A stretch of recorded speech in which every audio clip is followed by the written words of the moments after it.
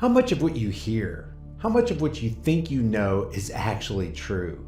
We've been told so many lies for so long that it's sometimes difficult to unearth the truth. Matter of fact, we live in a culture that glorifies and popularizes lies as it suppresses truth, which makes it double difficult to actually find out what the truth is.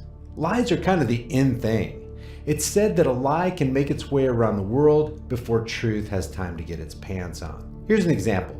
If you ask somebody what they believe is an outstanding and known behavioral characteristic of a lemming, they'd probably tell you something similar to this dictionary definition: a person who unthinkingly joins a mass movement, especially a headlong rush to destruction. Many people still believe that every so often lemmings will just jump off cliffs in a crazy rush toward mass suicide. You've heard, "Don't be a lemming." I've said it myself. In other words, don't just blindly follow a course without considering the consequences. And you gotta admit, that is wise counsel. Mencius, an ancient philosopher, said, "To act without clear understanding, to form habits without investigation, to travel a path all one's life without knowing where it really leads, such is the behavior of the multitude." And that's true. For the most part, people turn their minds off and let others do their thinking for them. But to link that kind of behavior to the lemming is just a flat-out lie. Contrary to popular belief, lemmings do not commit mass suicide. It's a myth, but it's remarkable how many people still believe it.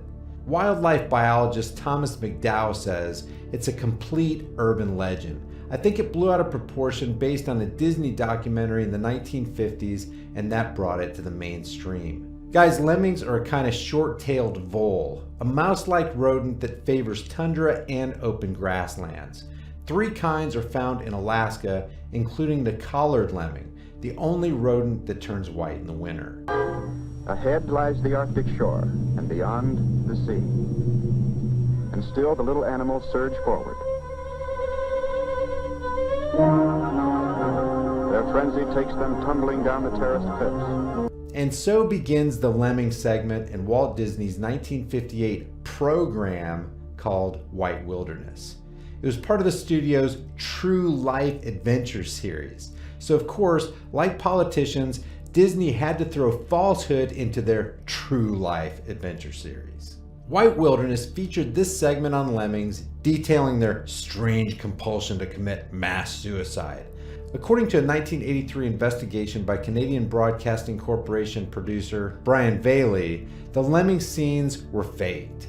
The lemmings that supposedly committed mass suicide by jumping into the ocean were actually thrown off the cliff by Disney filmmakers. The epic lemming migration was staged using careful editing, tight camera angles, and dozens of lemmings supposedly jumping off a cliff. White Wilderness was filmed in Alberta, Canada, a landlocked province, and not on location in the lemming's natural habitat. There are about 20 lemming species found in the circumpolar north, but evidently not in the area of Alberta. So apparently the Disney people bought lemmings from Inuit children a couple provinces away in Manitoba and staged the whole sequence.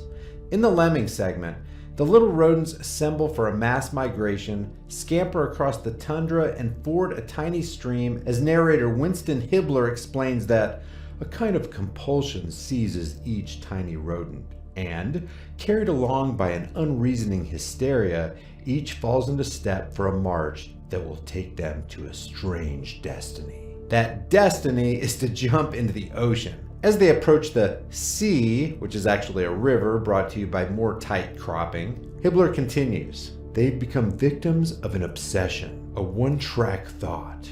Move on, move on."